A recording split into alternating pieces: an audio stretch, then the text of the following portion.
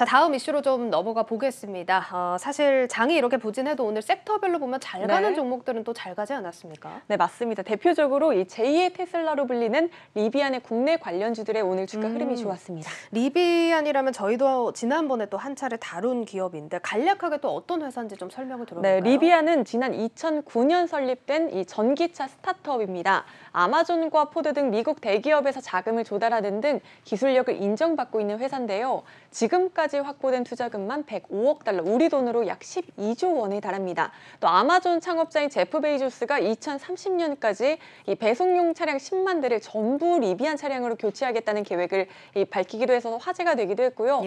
베이조스가 지난달 우주 여행을 가기 위해 로켓으로 이동을 할 때 이 리비안의 전기 픽업 트럭을 타 이목을 끌기도 했었습니다. 제프 베조스가 러브콜을 보낸 회사군요. 네, 맞습니다. 또 배터리 업계에 따르면 이번 주 리비안 실무진이 한국에 방문을 해서 국내 소재, 부품, 또 장비 업체들과 만남을 가질 예정이라고도 합니다. 블룸버그 등 현지 언론에 따르면 리비안의 기업 가치는 최대 800억 달러, 우리 돈 약 94조 원에 달하는 수준입니다.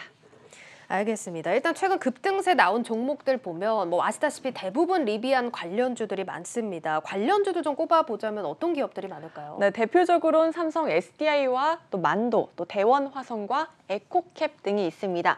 고전압 배터리셀은 삼성 SDI가 담당을 하고 주행 보조 시스템은 만도가, 또 시트 소재와 배선 뭉치인 와이어링 하네스는 각각 대원화성과 에코캡이 납품하는 것으로 알려졌습니다. 또 업계에 따르면 리비안은 지난달 한국을 찾았을 때 CIS와 DA 테크놀로지 등과 미팅을 한 것으로 알려져 있습니다.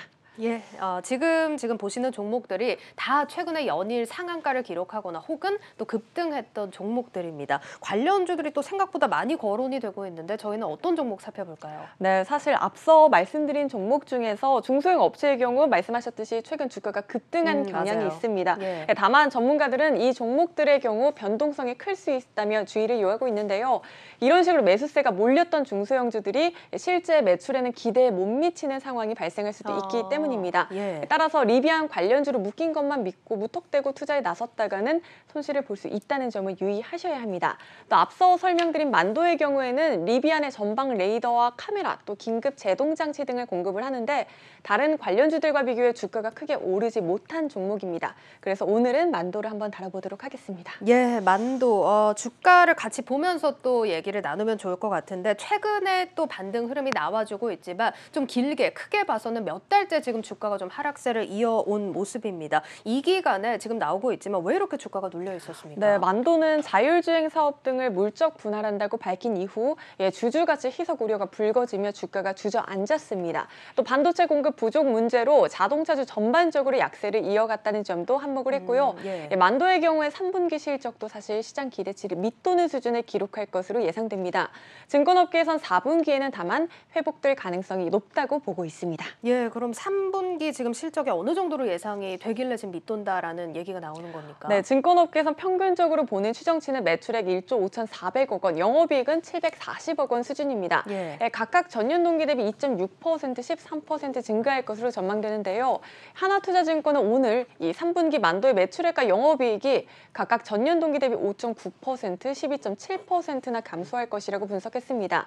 3분기 완성차 생산 비수기와 또 반도체 수급난 지속 등으로 생산 감소 요인이 있었기 때문인 것으로 풀이했습니다. 3분기는 업황 영향을 받았지만 4분기에는 이 부분이 회복될 거라고 보는 거군요. 네, 맞습니다. 반도체 수급난의 경우 향후 방향성을 예단하기는 어렵지만 이 동남아발 공급 불안 요소가 해결되는 조짐을 보이고 있습니다. 또 수요가 견고하다는 점도 긍정적으로 평가가 됩니다.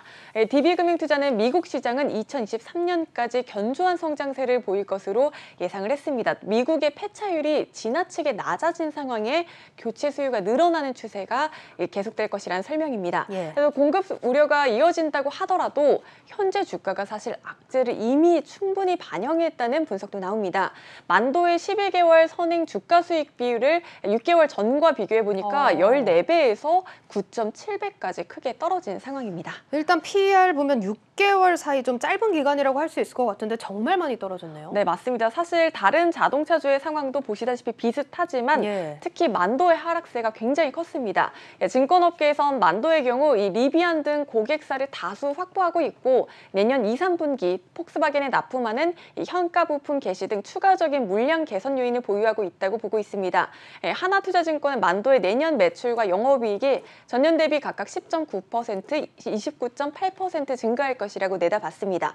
신한금융투자는 차량용 반도체 쇼티지 장기화에 따른 주요 고객사 물량 감소에도 신규 고객 성장으로 만도는 실적을 방어했다고 분석했습니다.